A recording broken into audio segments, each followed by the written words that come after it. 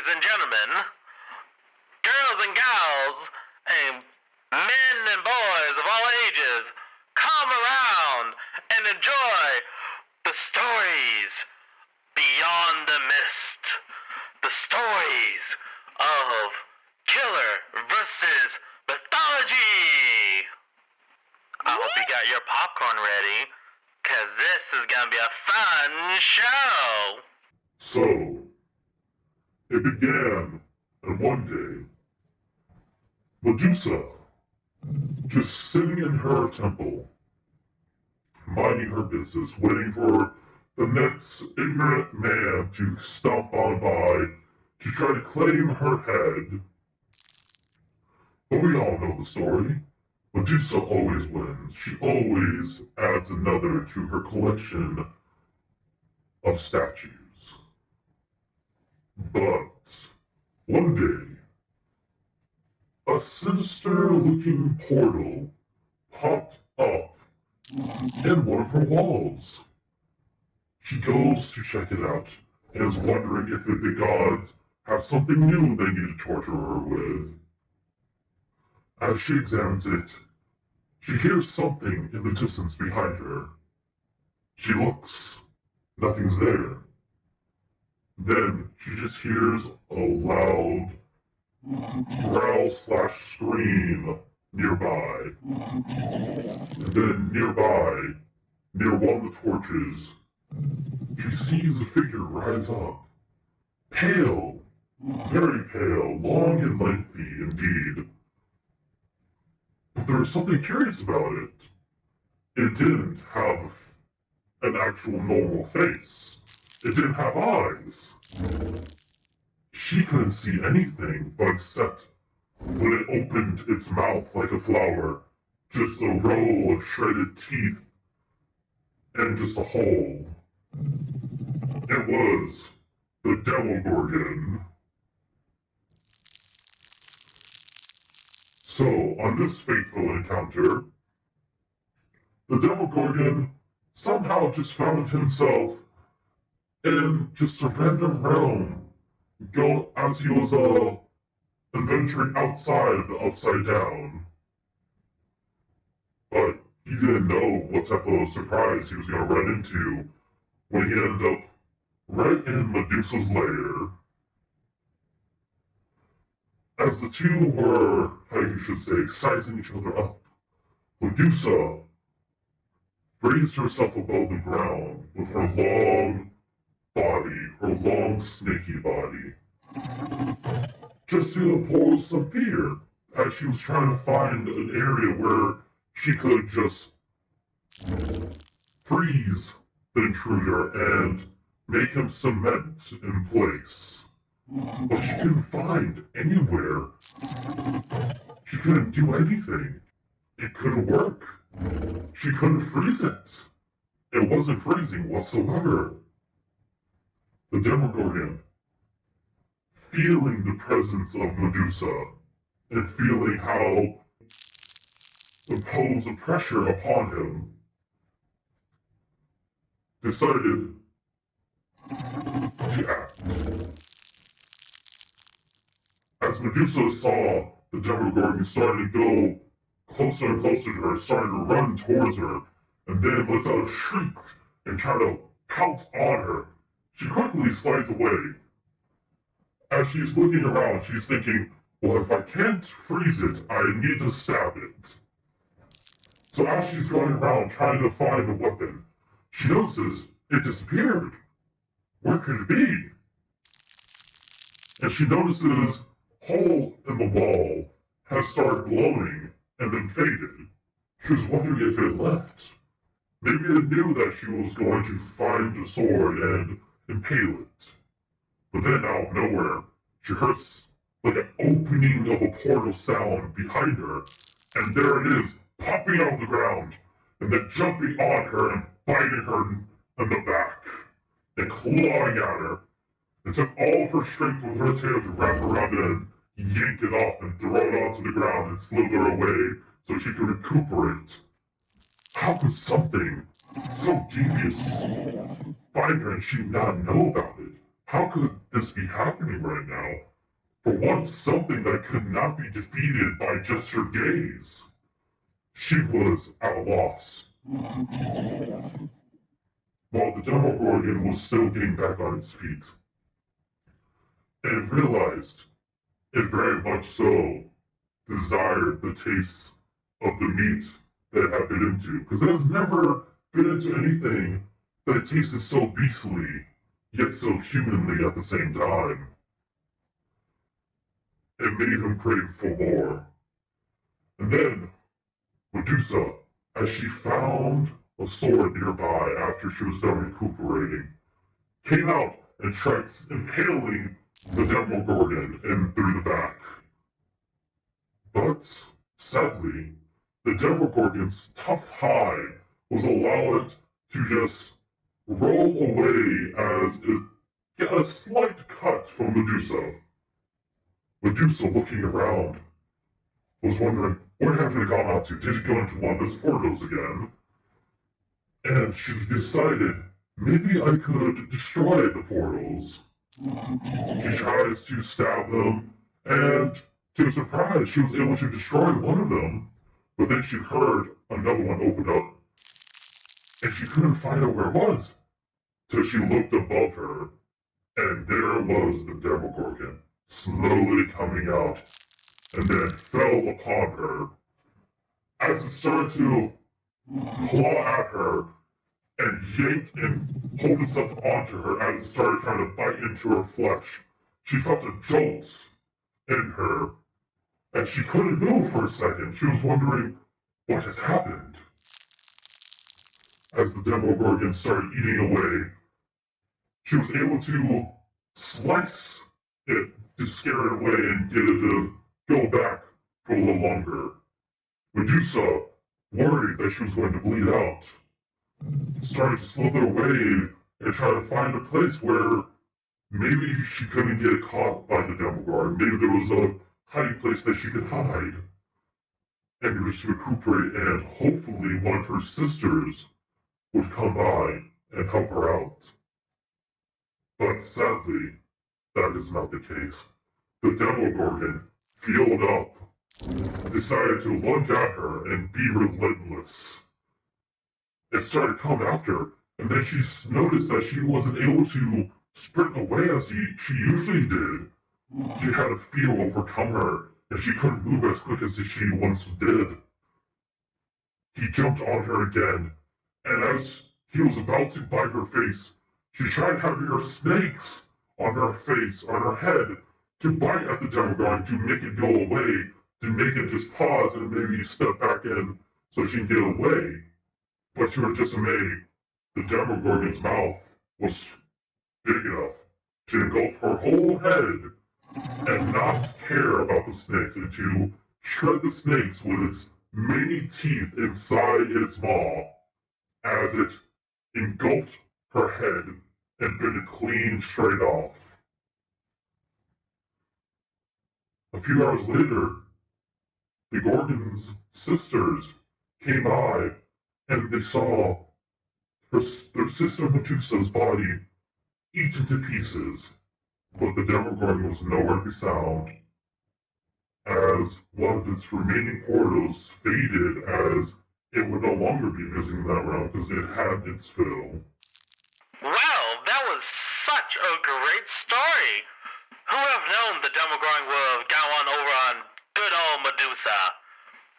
Next, it's going to be a very interesting tale indeed, is Mr. Pyramid Head himself versus the man from Sleepy Hollow, the Headless Horseman, also known as a Dulon in most other places other than America and England. Now, here's your storyteller, Mr. Wolfie. Take it away, bud. Okay, so I have Pyramid Head versus the Dulon, also known as the Headless Horseman. So, as the bells of Midwich Elementary School rang out, and the school was engulfed in the black mist, the cackle of the Headless Horseman can be heard from miles around. As the bells start to quiet, the click-clack of a horse drowns out every other sound, and all you can hear and all you can see are red piercing eyes shining from miles and miles away. Inside Midwich Elementary School, you can hear metal scraping on the tile floor. Every second it comes closer and closer.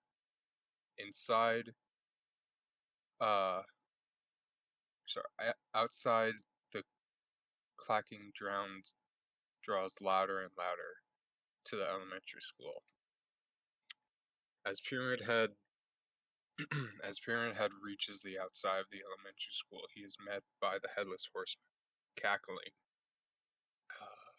As Pyramid Head gazes towards the Headless Horseman, the Headless Horseman cries out, saying he is next on death's doorstep. Pyramid Head only walks closer and closer as the horseman laughs. The Headless Horseman reaches out his hand and shows Pyramid Head his head. The Headless Horseman cries out to say that once you gaze upon my eyes, you can no longer be saved by anyone besides death. Pyramid Head keeps walking closer and closer, not stopping. The Headless Horseman trifles back. He's wondering to himself, how is Pyramid Head not fainted to the ground dead? Pyramid Head creeps closer and closer, not saying or stopping. Pyramid Head reaches up to the horse, looking at him, and pats the horse on the head. The Headless Horseman is stunned by this, because no one has ever came close or has tried to ever reach for him or anyone that he's seen. The Headless Horseman is enraged and whips out his sword made of human spines. The horseman swings his sword to Pyramid Head. Pyramid Head slicing it in half with his sword dragged behind him. The horseman is enraged and orders the horse to trample over him. The horse simply does nothing and stays in place. Pyramid Head swings his sword on to the Headless Horseman, chopping off his arm that was holding his head. The head rolls and yells to his body to pick him back up. The horseman yells at Pyramid Head as no one has ever came close to him, pet his horse, or even tried to attack him. The horseman is stunned and somewhat has fear in his eyes. The horseman doesn't know what to do. He looks around and notices that the elementary school is still surrounded by the black mist. In the mist, he can't see anything but other. He can't see anything but others, just watching, staring in robes, waiting. Pyramid Head looks around, doesn't see or hear anything. Pyramid Head then grabs the Headless Horseman's head and tosses it back onto his body. Pyramid Head then walks back into the elementary school. As he's walking, the horseman gallops towards him, pulling out another sword made of a human spine, this time actually hitting Pyramid Head on the pyramid of his head. Pyramid Head is not fazed by this at all. He simply turns back around, and the horseman demands to fight. Pyramid Head stands there for a moment, pondering what he should do next. As As the horseman puts his head back on his body and draws another sword, now having two swords in both hands. Pyramid Head stops pondering what he should do and digs his sword into the ground, walking towards the headless horseman. Behind him, barbed wire starts to appear through the cut in the ground. As soon as Pyramid Head gets in range, Pyramid Head draws his sword up from the ground, and a huge line of barbed wire and spikes make its way to the horseman, slicing one arm from the body of the horseman. As the horseman gallops more towards Pyramid Head plunges his sword back into the ground and does it again. Spikes and barbed wire travel back up to the horseman, this time cutting off his other arm. As the horse slows towards Pyramid Head sees that the headless horseman is now armless and weaponless. The horseman doesn't know what to do, so he orders the horse to go back the way they came. As the horse turns back around, the horseman yells at Pyramid Head, "This is not over. I will come back, and I will have your head." All right. That was a very good ending to the fight between the Pyramid Head and the Headless Horseman. Who would have known the Headless Horseman would have been scared away? Our next matchup of the night, it is the Nurse versus Heimdall. We all know Heimdall from the Thor movies and from just Marvel in general. Now, who shall win? Mr. All-Seeing Eye Heimdall, or a little nursey girl with a serrated blade that can teleport anywhere that she can blink? Ladies and gentlemen, sit back, relax, and enjoy the story. So first we're going with the original Heimdall, which is not all-seeing. So, Heimdall is in a cornfield, where all of the corn is swaying back and forth via the wind. The wind is rustling. The nurse comes up through a little shack and blinks and looks around. She blinks right next to Heimdall.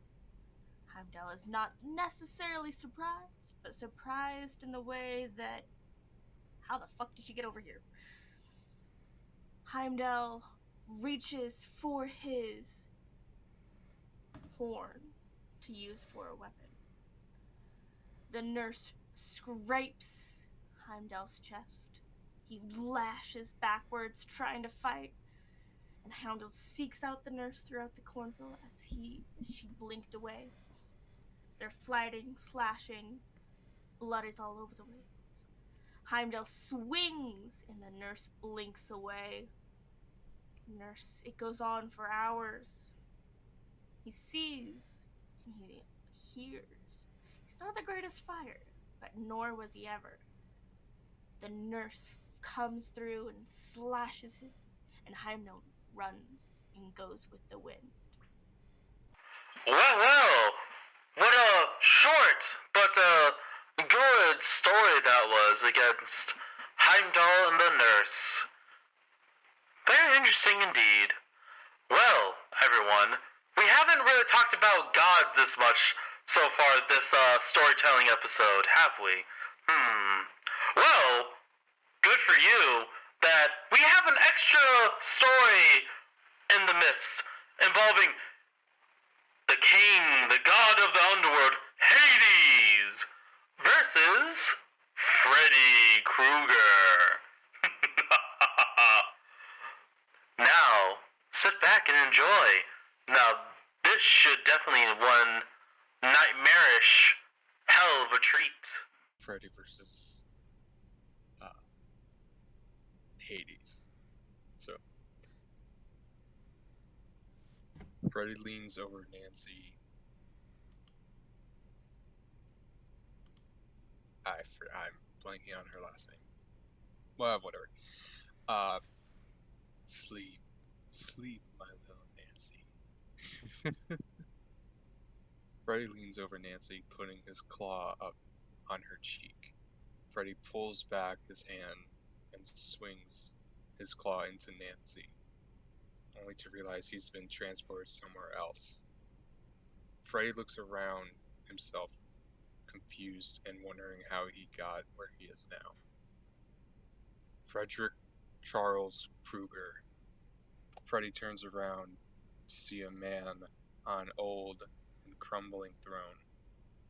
A throne made of stone, skulls, and bones. Yeah, that's me. What do you want, bitch? I was this fucking close to splitting open my favorite little girl. So this must be real fucking important to interrupt me while I'm having my fun. Hades stands up, enraged. Silence, Krueger. Freddy takes a step back and notices the man's stature, physique, and scars from old and forgotten wars. Why, that's why you brought me here, isn't it? To talk? Or is it to be ridiculed and judged for all my fun? What you have done to the people you have killed is in no sense of the word fun, Krueger. What? Now you're just being mean. Someone with your physicality should be out there making people treat you like a god. Hades smirks at Freddy's comment about him. That's just it, Krueger. Hades reverts into his god form. Freddy takes a step back and takes off his hat. Holy fucking hell. There is a god. Hades looks down at Freddy. Now you see the true extent of my power. Freddy smirks and pulls a middle finger from his hat. This is what I think about your mighty powers. Freddy pulls off both of his middle fingers and throws them at Hades. Freddy's two middle fingers hit Hades in the eye. Ah, damn you, Krueger! Freddy smirks again, pleased. Oh, don't you worry. I got a lot more where that came from. Freddy regrows both of his middle fingers. Literally. And also, fuck you. Freddy flips Hades off with his newly grown middle fingers. Enough! You are here to be judged and sentenced to a lifetime in pain and torture. Hades reverts back into his mortal form. Has it started already? Because my eyes are hurting from just looking at you. And don't get me started on the headache I have from talking with you. I could kill you right now and be done with you, but there are standards that must be met for your crimes. Freddy starts to get mad. Yeah, what standards? I'm only still here because I want to be. It's not like you could actually kill me if you wanted to. It would be a lot harder than you would think. Freddy said, hoping that would spark something in Hades. No. Even if I was allowed to kill you, you would be dead on the spot. Freddy had an evil grin on his face now. Sticks and stones may break my bones, but nothing will ever kill me. Freddy smiles to Hades. Well, we'll see, Krueger. Cerbus! Freddy Freddy looks to his left and sees a monster of a dog with 3 heads. Service, heal. Now roll over. Good boy. Cerberus sits and rolls over for Freddy. Freddy pets him with one hand and scratches Cerberus with the other. Good boy, Cerberus. That's a good boy. Freddy looks up to Hades, and Hades is steaming. Cerberus, attack Kruger. Cerberus looks at Hades, then back at Freddy. Freddy pets Cerberus on all 3 heads. Okay, big boy. Playtime's over. You gotta go. I gotta go as well. Go wherever you want to go, just not here, okay? Cerberus whimpers at Freddy. Hey now, don't do that. Just go. You're not gonna want to be here for the next part. Cerberus runs into the next room. Freddy turns back to Hades with Bendit in hand. This is my Bendit. No one has lived to see its true power. I don't fucking care what it is. I'm just gonna be using it for a toothpick after I'm done with you. Okay, Kruger, you've asked for this. Hades turns his Bendit to Freddy. Cerberus uses the Bendit to shoot fire and lava towards Freddy. Freddy teleports behind him. Hades is very confused. What? You thought I didn't have any tricks up my own sleeve? Come on. Who do you think you're dealing with here? I'm Freddy fucking Krueger. Hades turns to him, stabbing him with the Bendit. Freddy is not phased at all. A little big for a toothpick. I might want to use it for... Actually, nah. Not gonna say that in front of the Lord Hades himself. Hades gets enraged and tries to call Cerberus into the room one more time. Cerberus, get in here now! Cerberus only whimpers in the next room, not wanting to move. Freddy, with his finger knives, slashes Hades' hands. Freddy then claws Hades on the chest.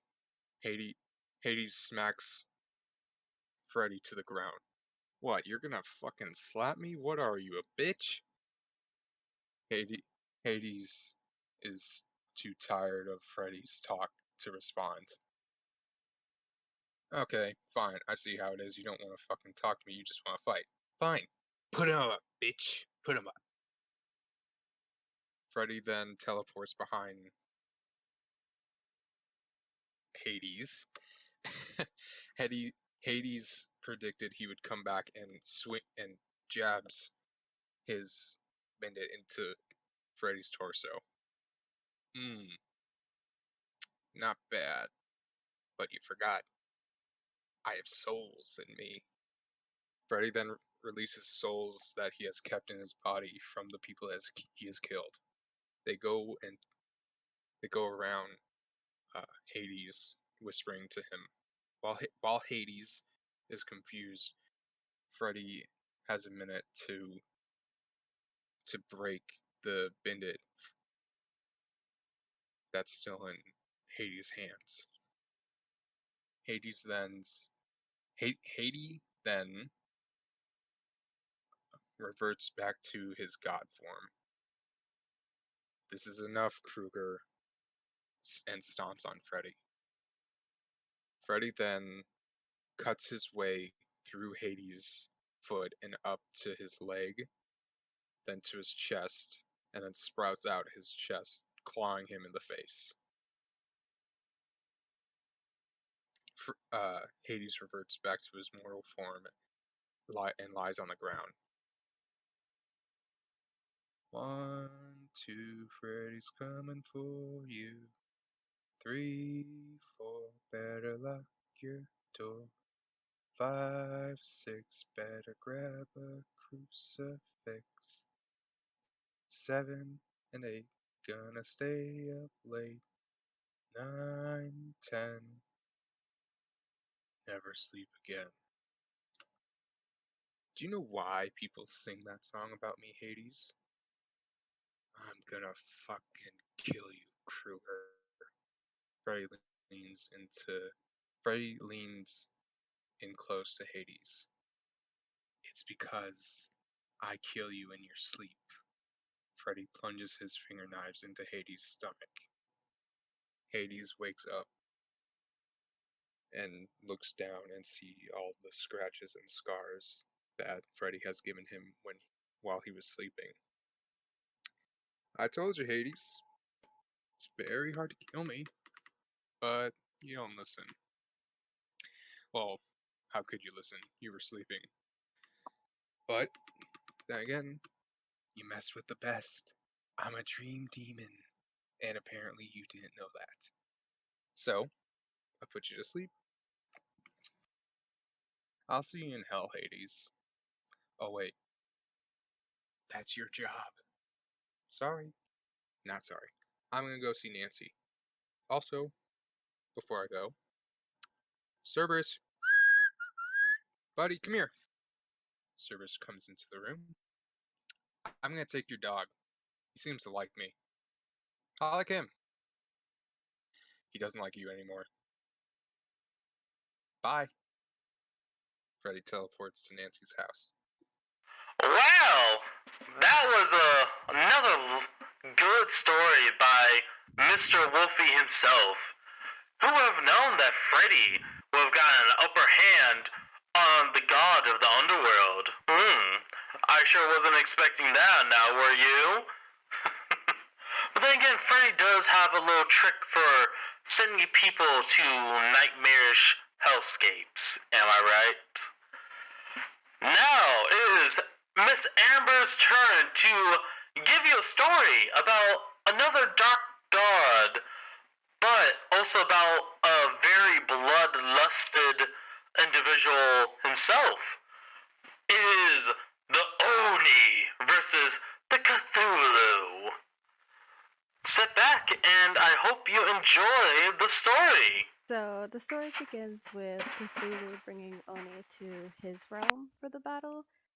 And of course, once Oni gets there, he goes straight into fighting and starts cutting off as many tentacles as he can that were coming towards him.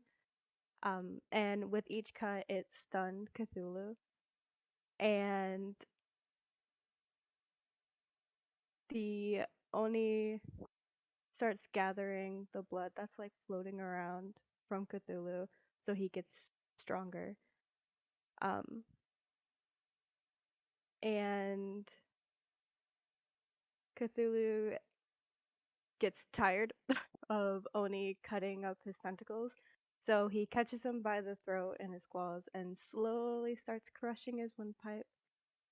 And in sort of a panic, because Oni doesn't really try to panic too much, he brings his head up to Cthulhu's and headbutts him.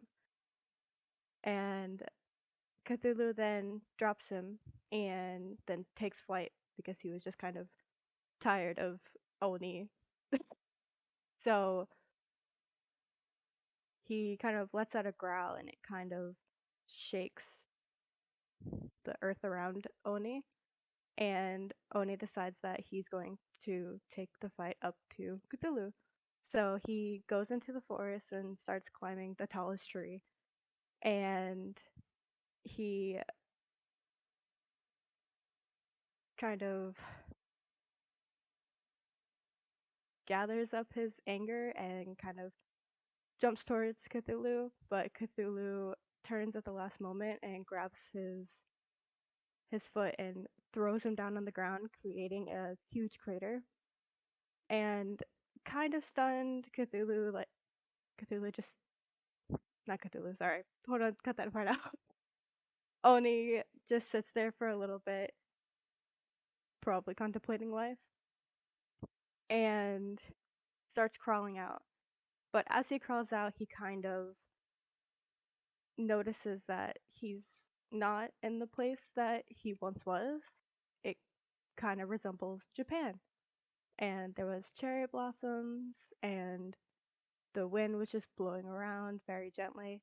And then he notices his father, and he's kind of wondering how he's alive since Oni had murdered him. So he kind of got into this anger, and he wasn't sure why his father was still there. So he goes towards his father and stabs him with his sword. And then the world around him starts kind of melting. And he realizes that Cthulhu is next to him. And in panic, he tries to stab him with a sword, but his sword is stuck in a tree. And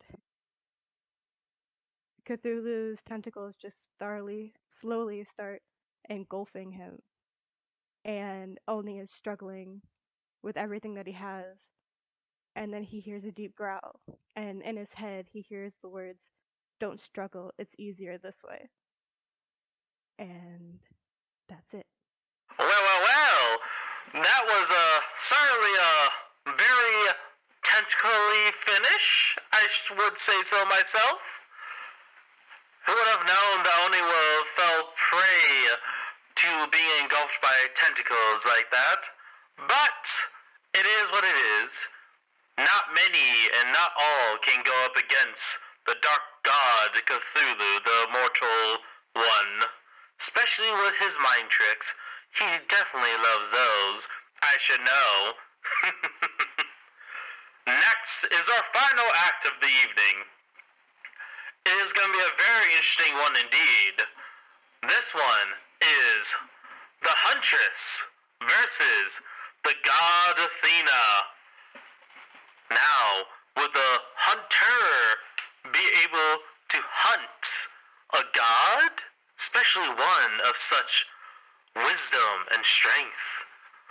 Sit back, relax, and enjoy the story. Story goes as such. Sitting in a corner of the asylum with the other survivors, trying to come up with a way to counter the Huntress with her lullaby, which gives her the ability to better enhance her map awareness and, her chasing abilities. Athena hears as she's coming near and listens around a corner. She signs to the remaining survivors. Hide somewhere where you won't be seen. I shall act as a distraction. You should go work and find those machines. So Athena darts straight into action, running into the Huntress, coming close to being slashed with Huntress's hatchets. 1 gen down.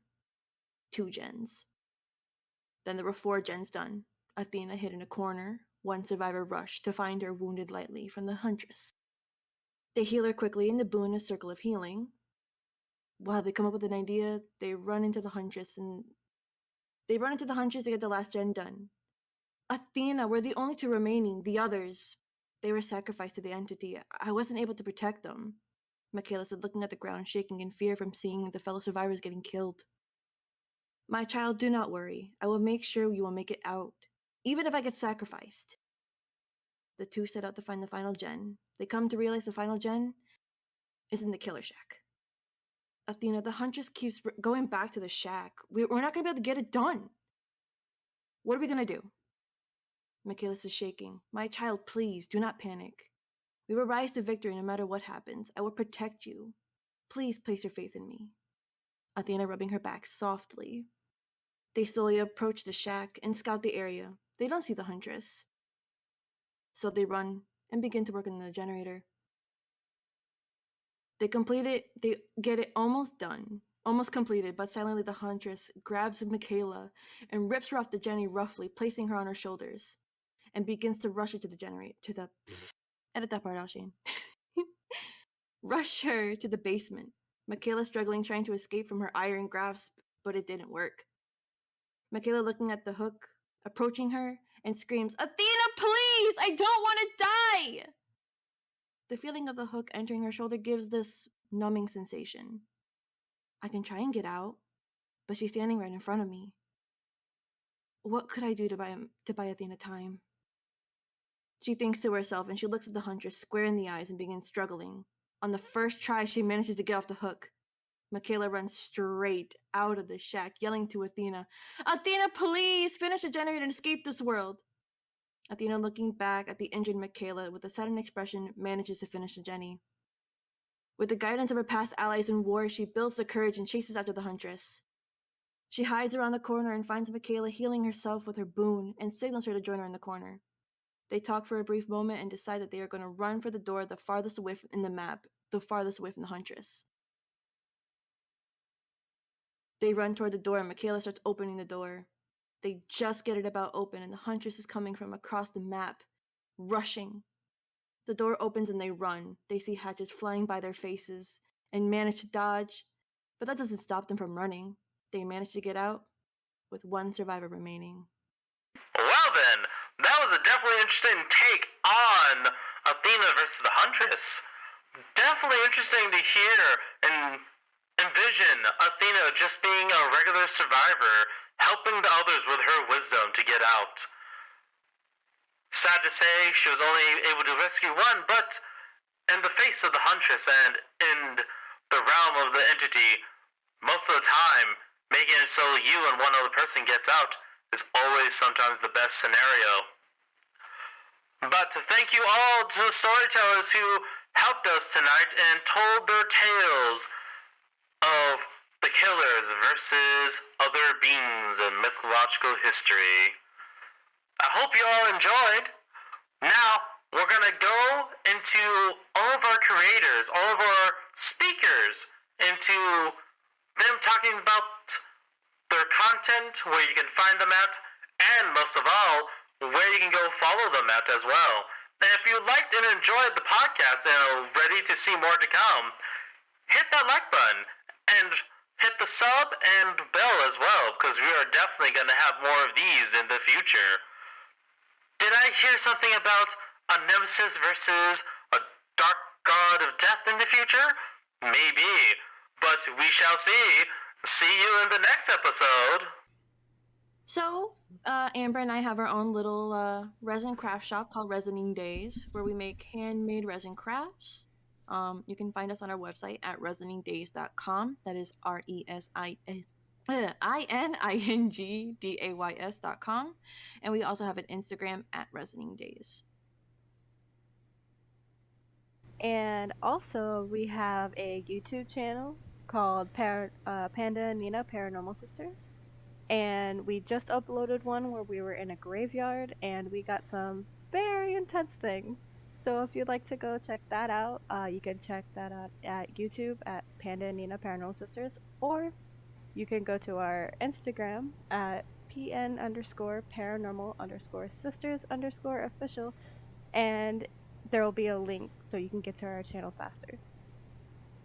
And, you can message us and we'll message you back. So I am the Avatar MJ. You can find me pretty much anywhere, Instagram, Facebook, Twitter, all of that stuff at the Avatar MJ. I am uploading things to YouTube, Twitch, you name it, I'm there. If you have any questions or anything like that, feel free to message me on any of the medias. Yeah, if anyone wants to go follow that, it's capital F, Fire Skeleton, FIREYSKELETON. Thank you all so much for being here. It was definitely a very fun episode, and I really enjoyed it. And as far as all of you viewers can tell, yes, I was able to make my voice all funky? No, I mean funky. No, all cool and radio demonish and stuff like that. Don't voice mod. Voice mod is very fun. I am not sponsored by them, but if I can get my name out and say that I like using their product, maybe one day I can't be sponsored by them. That'd be surely amazing, and that'd be great if you guys could give a shout out for me. But you know where to find me. Twitch channel is Shane's Worlds, And obviously you're here, so drop a little like, a little subby sub, and give that bell a ring. I know the radio demon, said that too, but I like just double checking, just be sure. And lastly, you can also find me on the socials of TikTok and Instagram and Twitter as well. And Twitter, I've been posting when I go live on there as well nowadays. And TikTok and Instagram get some of my funny clips. Like one recently of me in Bloodborne, how an old man in a wheelchair wrecked my shit. Yes, that did happen. You should watch, because it is hilarious, from what I've been told. And thank you all of you here who came on to the podcast. You'll definitely will see you again, and thank you to my lovely mods for being here and helping out. And until next time, have a good one. Peace. The fuck? Oh no. What about Sugar Mom, Sugar Daddy? What? We do not ask. My phone, my computer is starting to do weird shit. Oh, let's do something real quick.